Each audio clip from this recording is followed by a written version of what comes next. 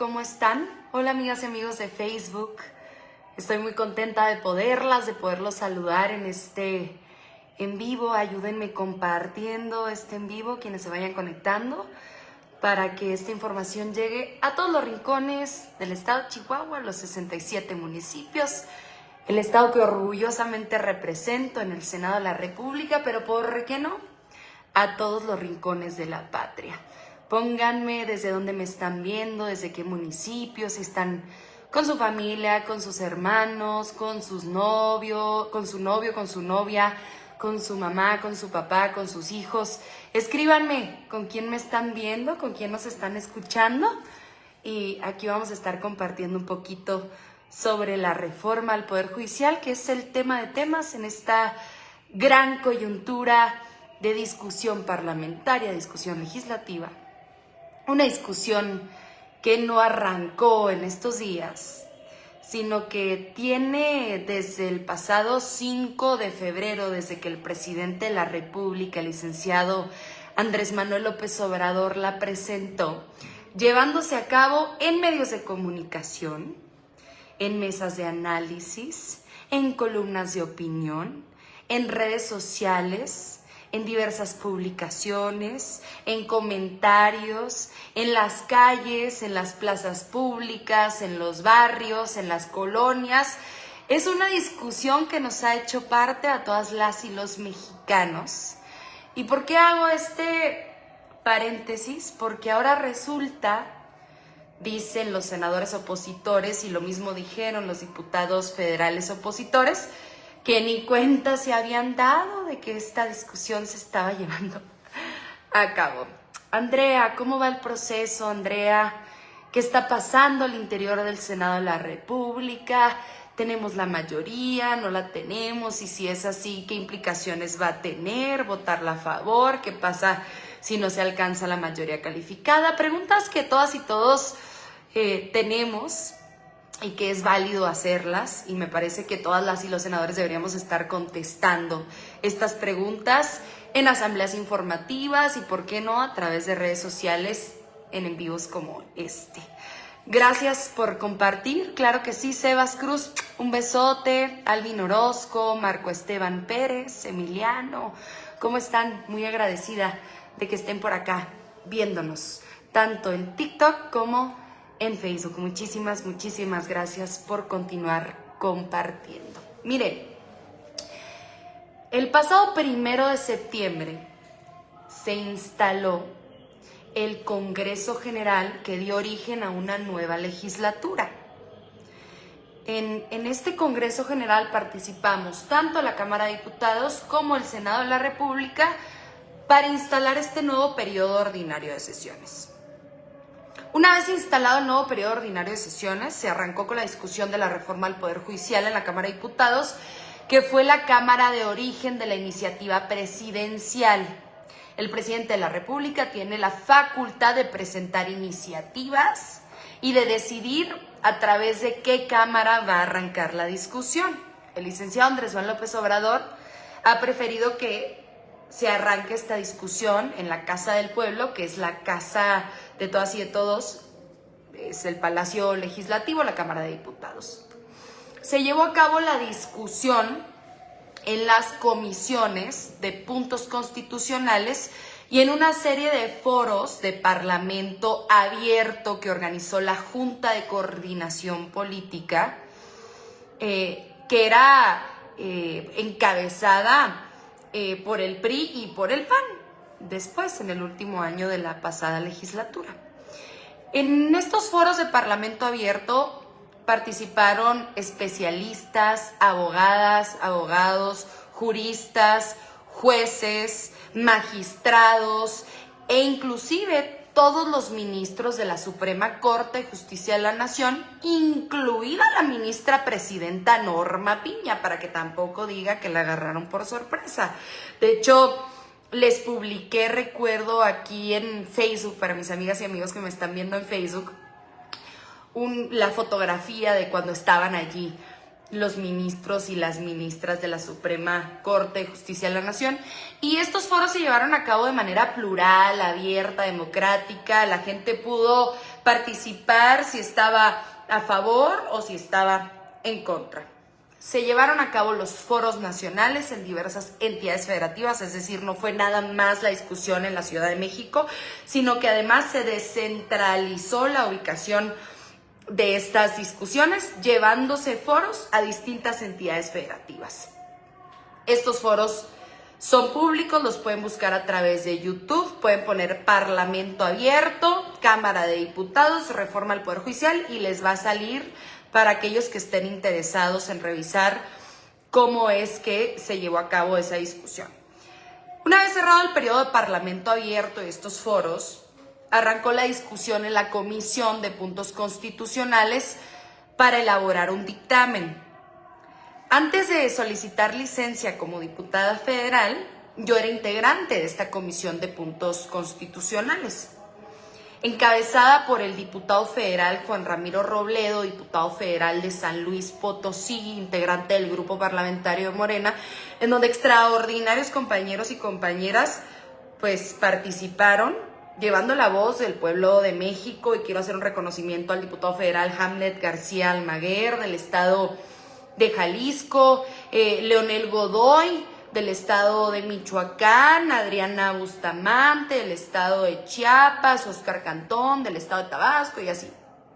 Bueno, se lleva a cabo esta discusión y terminando la discusión en la comisión, los integrantes del PRI y los integrantes del PAN reconocieron la conducción del presidente de la comisión, diputado de Morena, por su pulcritud, por su apertura al diálogo, por haberles permitido participar abiertamente.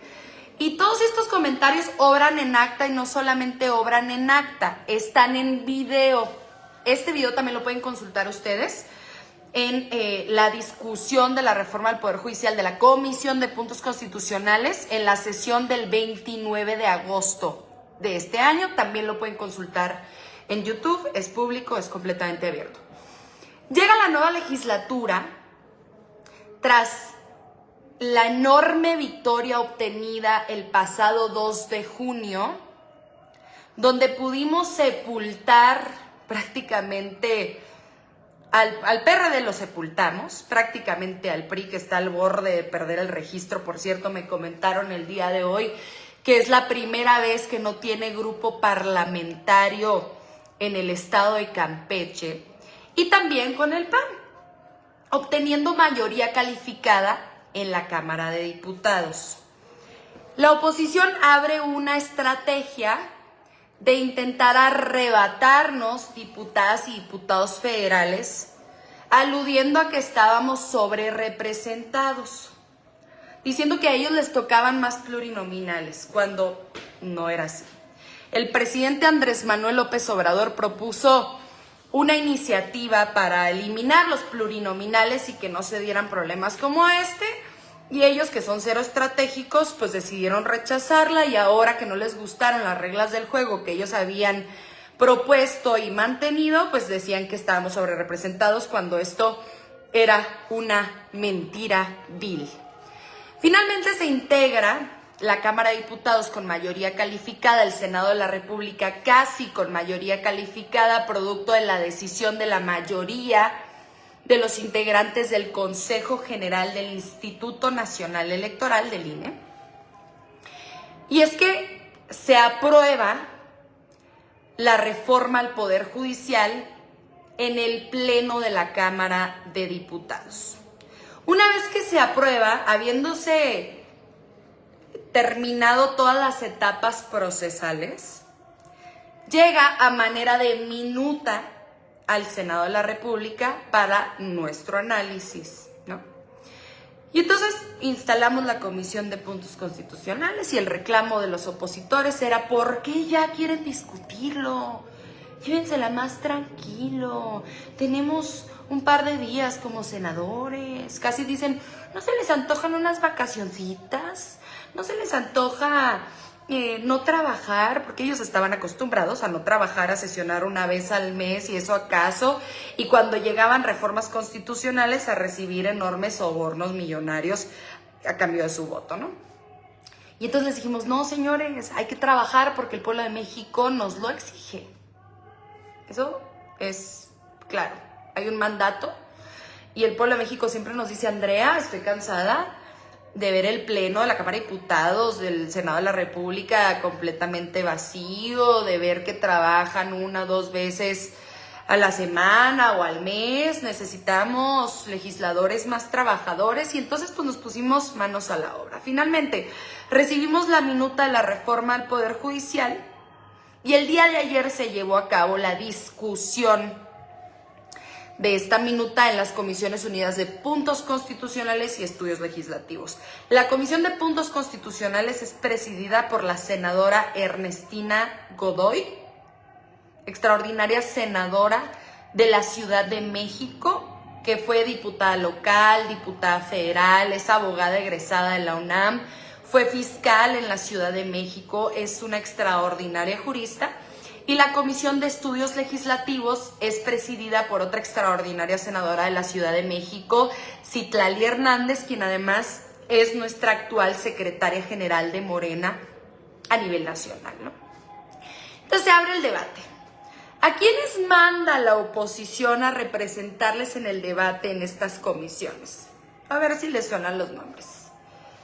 A Marco Cortés, dirigente nacional del PAN, quien encabezaba, por cierto, la lista plurinominal al Senado, porque pues claro, no se podía dar el lujo de no llegar al Senado de la República, y entonces, pisoteando los derechos de sus compañeros de partido, se puso él solito en primer lugar. Ricardo Anaya, quien fuera candidato presidencial del PAN en 2018, a quien Andrés Manuel López Obrador le ganó. Y a otras 3 senadoras o 4 senadoras me parece, y otro senador. Y bueno, ¿qué intentaron hacer? Dilatar la discusión, empezaron a decir que había una serie de amparos interpuestos en contra del proceso, de la discusión, de la reforma al Poder Judicial. Cualquiera que haya estudiado un poquito derecho sabe que no procede el amparo contra reformas constitucionales. No hay control de constitucionalidad en reformas constitucionales. Y que su resolución no es acatable porque no tiene competencia para decirle a otro poder, el Poder Judicial, para decirle al Poder Legislativo que no puede legislar. Vámonos, ¿no? Entonces intentaron dilatar el proceso, utilizaron un montón de argucias legales. Total, se les dio contestación puntual. La Consejería Jurídica, las oficinas de representación jurídica del Senado de la República van a dar contestación puntual con todos los elementos técnicos. Se les anuncia esto y finalmente arrancamos la discusión. En la discusión, fíjense nada más, un personaje como Marco Cortés empezó a hablar de autonomía del Poder Judicial, de división de poderes. Imagínense nada más. Pues entonces tuvimos que sacarle, ahora sí que, lo que él representa. Y lo que su partido represente, lo que su partido avala. Para que se dé nuevamente cuenta el pueblo de México de que su lugar de enunciación no les da la autoridad moral para venir a hablar de autonomía, de independencia de los poderes, de división de poderes, etc. ¿Qué es lo que tengo en mis manos? Tengo en mis manos un acuerdo político electoral para el estado de Coahuila firmado nada más y nada menos que por Alito Moreno, dirigente del PRI, Marco Cortés, dirigente del PAN, Rubén Ignacio Moreira, diputado federal del PRI, y otros 2 personajes. ¿Y qué sostiene este acuerdo político electoral? Que el PAN, a cambio de apoyar la candidatura al gobierno del estado de Coahuila al señor Manolo Jiménez, actual gobernador del estado de Coahuila, le solicita, ojo, la titularidad del Instituto de Transparencia, ellos que tanto defienden a los organismos autónomos como el Instituto de Transparencia, estaban pidiendo poder nombrar autoritariamente al titular del Instituto de Transparencia en el estado de Coahuila. Ojo, 6 notarías, no 5, no 4, no 6 notarías. Pone también, imagínense, nada más, medio ambiente, turismo o economía o cultura, ya lo que sea, pero que nos toque algo. Y finalmente la ratificación de Bernardo, que por cierto no sé quién es, como magistrado. Claro que no quieren que a los jueces, magistrados y ministros los elija el pueblo de México, porque les sería imposible llevar a cabo acuerdos como este en donde ellos imponen a jueces, magistrados y ministros. ¿Y saben qué dijo el cínico e hipócrita de Marco Cortés? Es que nosotros somos diferentes, nosotros sí publicamos los acuerdos que hacemos. Esto es completamente legal. ¿Y qué le dije yo? A ver, señor, si a usted le parece esto legal y honesto, nunca vamos a poder llegar a un entendimiento, porque esto es completamente ilegal y completamente deshonesto. Ese fue uno de los asuntos que se trató el día de ayer. ¿Qué otro asunto se trató el día de ayer?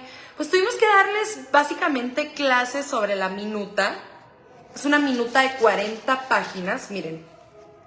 Minuta con proyecto de decreto por el que se reforman, adicionan y derogan diversas disposiciones de la Constitución Política de los Estados Unidos Mexicanos en materia de reforma al Poder Judicial.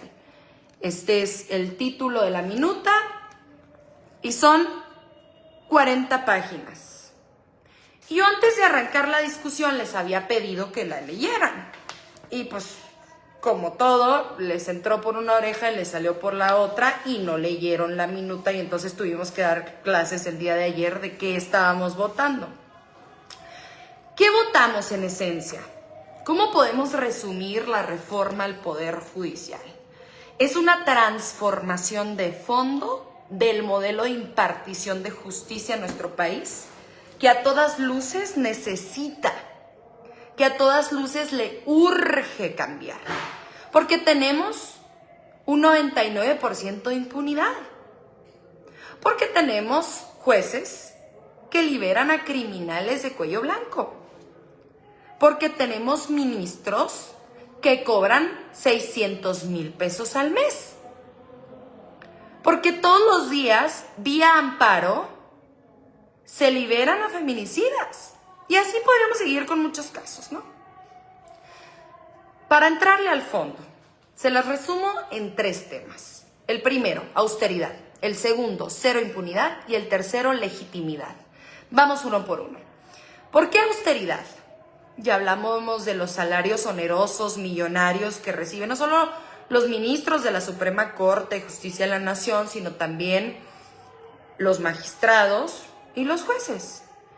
No es posible que en un país como México, en donde todavía existe mucha pobreza, y qué bueno que llegaron los programas sociales a cambiar eso, y qué bueno que los programas sociales, la pensión para adulto mayor, las becas para jóvenes, los apoyos para personas con discapacidad, los apoyos para madres trabajadoras, estén cerrando las brechas de desigualdad. Aún así todavía queda mucho trabajo por hacer, y no es posible que ganen $500,000 de pesos al mes cuando hay una disposición constitucional que dice que nadie, ningún servidor público, ningún funcionario puede ganar más que el presidente de la República.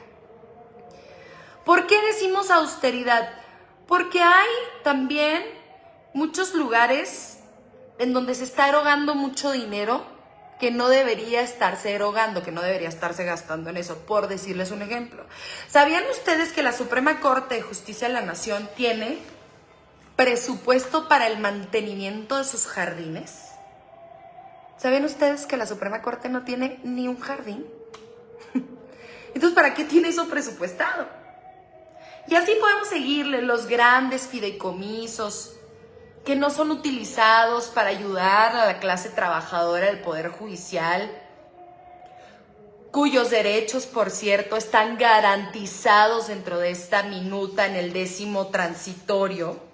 Y es importante decirlo, dejen que les leo el 10º transitorio, porque a mí sí me está doliendo mucho la manipulación que han estado impulsando en contra de los intereses de los trabajadores del Poder Judicial. Dejen que les leo el 10º transitorio. ¿Qué dice? De la minuta que aprobamos el día de ayer y que vamos a empezar a discutir el día de mañana en el Senado. 10º transitorio. Los derechos laborales de las personas trabajadoras del Poder Judicial de la Federación y de las entidades federativas serán respetados en su totalidad. Los presupuestos de egresos del ejercicio fiscal que correspondan, el presupuesto de egresos que aprueba la Cámara de Diputados, considerarán los recursos necesarios para el pago de pensiones complementarias, apoyos médicos y otras obligaciones de carácter laboral en los términos que establezcan las leyes o las condiciones generales de trabajo aplicables. Fíjense nada más, no nada más estás garantizando los derechos laborales de las personas trabajadoras del Poder Judicial, sino que además hay una cláusula que rara vez encuentras en las minutas, en los dictámenes.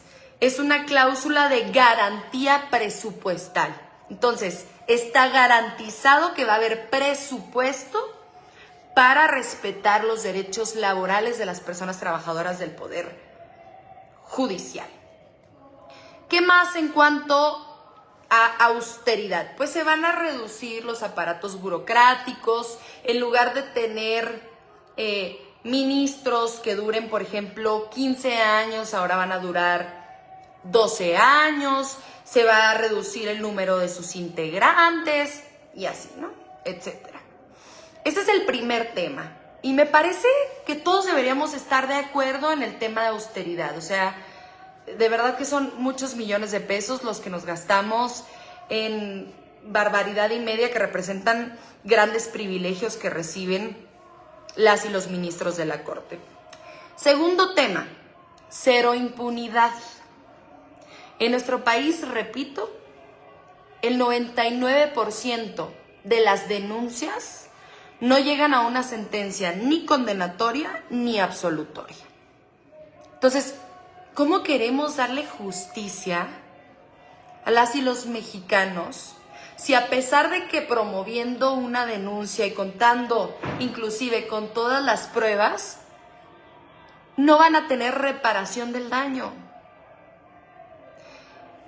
Ni simbólica, ni material, ni económica, ni psicológica, mucho menos integral, ¿no? ¿Cómo le vamos a hacer con esto? Bueno, lo que se llama Consejo de la Judicatura Federal, que es el órgano que supuestamente revisa la actitud y la conducta de los jueces, magistrados y ministros, se va a dividir en dos. Uno, el órgano de administración judicial, que es el que va a definir la utilización de los recursos, que es quien va a definir en cuántos circuitos se va a dividir el aparato judicial, en cuántos distritos se va a dividir el aparato judicial, digamos, lo puramente administrativo y organizativo, y se va a crear el Tribunal de Disciplina Judicial, en donde 5 magistrados que serán electos por la vía democrática van a revisar los recursos promovidos en contra de sentencias injustas. Van a revisar por qué un juez decidió agarrar una denuncia y meterla al congelador. Van a revisar por qué hay personas que tienen 15, 16, 17, 20, 25 años en la cárcel sin sentencia, sin ser reconocidos como culpables. Eso es lo que va a revisar el Tribunal de Disciplina Judicial y va a establecer las amonestaciones, las sanciones o en su defecto, las destituciones de esos jueces magistrados corruptos. Y también dar vista al Ministerio Público en caso de estar frente a la comisión de un delito. Esto tiene que ver con la cero impunidad, que es el segundo tema del que yo les hablo. Y finalmente el tercero, que me parece es el más importante, el de la legitimidad. No es posible que elijamos de manera directa a nuestros presidentes municipales, a nuestras gobernadoras o gobernadores, a nuestra presidenta de la República, a nuestros diputados federales, a nuestras senadoras, a nuestros diputados locales, a nuestros síndicos, a nuestros regidores, etc. Y no podamos elegir a nuestros jueces, magistrados y ministros. Miren, de acuerdo a una serie de encuestas que se han hecho públicas, y esto es muy bien importante, solamente el 6% de las y los mexicanos confían en sus jueces. Solamente el 6%. ¿Por qué? Pues porque no actúan de acuerdo a la ley, de acuerdo al derecho, de acuerdo a la justicia, de acuerdo a valores, de acuerdo a principios. Es evidente. Hemos enunciado un montón de casos. Me reservo la oportunidad que tendré el día de mañana de participar en tribuna para conversar de algunos. Ustedes conocen muchos en todas las materias. ¿Cuántas injusticias no se han cometido en el derecho agrario para privar de su derecho a la propiedad ejidal a los ejidatarios, por ejemplo?